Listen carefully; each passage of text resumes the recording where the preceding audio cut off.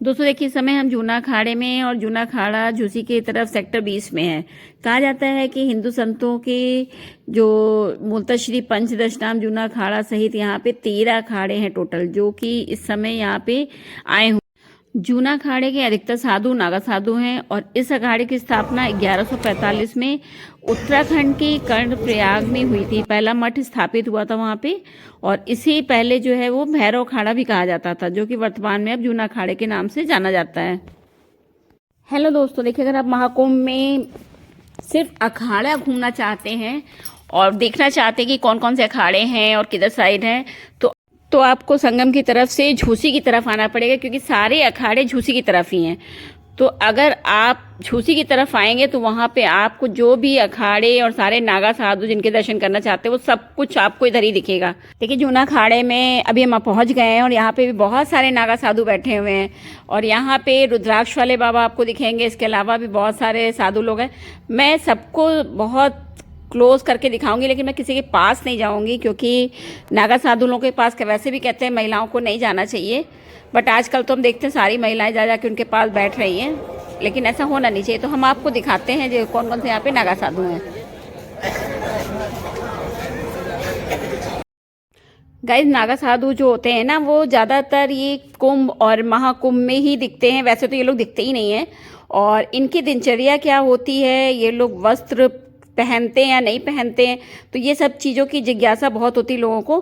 तो इस वजह से भी जब आप कुंभ में आएंगे ना, तो आपको ये सब चीज़ें दिखेंगी। तो मैंने भी यहाँ पे बहुत सारे नागा साधु ऐसे देखे हैं जो वाकई में निर्वस्त्र हैं और उन्हें कोई वस्त्र नहीं पहन रखा है।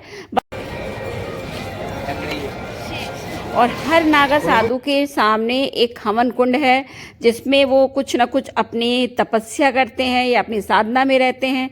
तो दिन रात उसमें अग्नि जलती रहती है।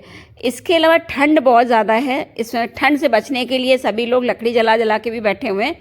तो देखिए, हम आप तो जनरली इतने कपड़े पहन के यहाँ पे घूम रहे हैं तो ठंड लग रही है, तो ये लोग तो विदाउट कपड़े हैं, तो समझ सकते हैं कि कैसा इन लोगों को क्या लगता होगा। अच्छा, एक चीज़ और है, इस जूना अखाड़े में मैंने महिला नागा भी देखी है, जो कि अभी लोगों को दीक्षा दी जा रही है, जो कि यहाँ पे साध्वी बनने के लिए या महिला नागा बनने के लिए दीक्षा ले रहे हैं। श्री पंचदशनाम जूना अखाड़ा। फ्रेंड्स, नागा साधु देखने के बाद सभी के मन में ये इच्छा होती है कि नागा साधु पुरुष होते हैं, क्या महिलाएं भी नागा होती हैं? तो इस महाकुंभ में ये देखने के बाद हम कह सकते हैं कि हाँ, महिलाएं भी नागा साधु यानी साध्वी बनती हैं और उनकी दिनचर्या अलग होती है। किस तरह से बनती है, कितनी तपस्या करनी पड़ती है, उसके लिए उन्हें सांसारिक बंधनों से मुक्त होना पड़ता है, मोह माया छोड़नी पड़ती है। तो बहुत ही कठिन तपस्या के बाद वो इस पद को प्राप्त करती हैं।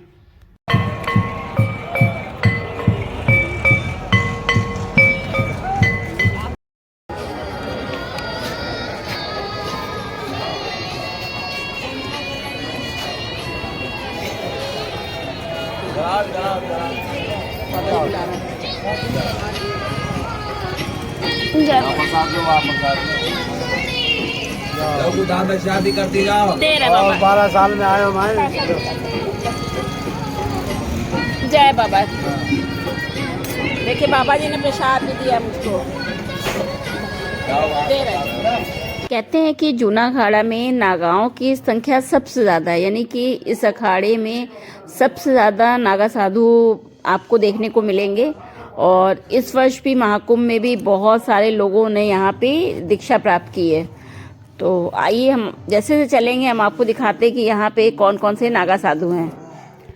देखिए, रुद्राक्ष वाले बाबा है, कोई चश्मा लगाए है, कोई ढेर सारी रुद्राक्ष की माला पहने हैं। तो बहुत सारे बाबा यहाँ पे दिख रहे हैं। देखिए, यहाँ पे आपको पत्थर दिख रहा होगा, ये प्रभु श्री राम के नाम का एक पत्थर है जो कि पानी में तैर रहा है। तो ये भी बहुत ही ज़्यादा इसको देखने के लिए लोग आ रहे हैं, और ये भी हमें जूना अखाड़े में ही दिखा। रुद्राक्ष वाले बाबा भी इसी अखाड़े में, किसने किसने उनको यहाँ पे आकर के देखा है वो ज़रूर कमेंट करके मुझे बताएगा, क्योंकि वो भी यहीं इसी अखाड़े में बैठे हुए हैं।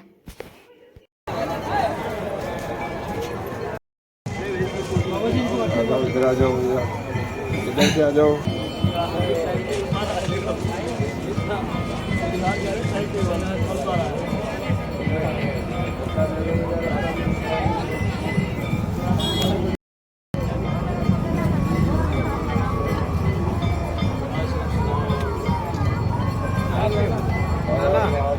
दोस्तों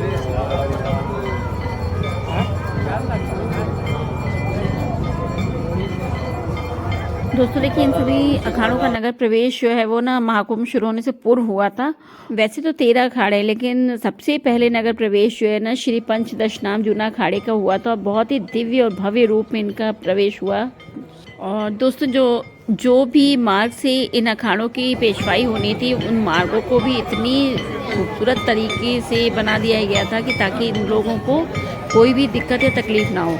इस बारे में जो स्पेन से जूना अखाड़े की अवधूत संत अंजना गिरी जी आती हैं, उन्होंने भी बताया था कि 30 साल से वो हर कुंभ और महाकुंभ में आ रही, लेकिन जो व्यवस्था इस कुंभ में दिखी उन्हें और इतनी साफ सफाई स्वच्छता दिखी, वो उन्हें कहीं भी नहीं दिखी थी।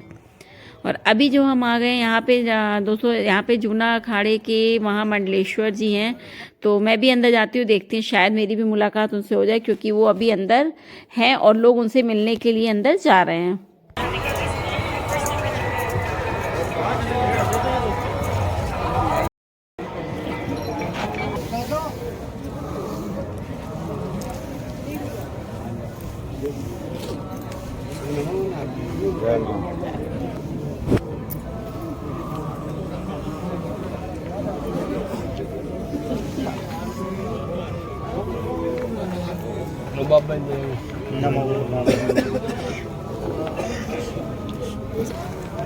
ओम नमः शिवाय।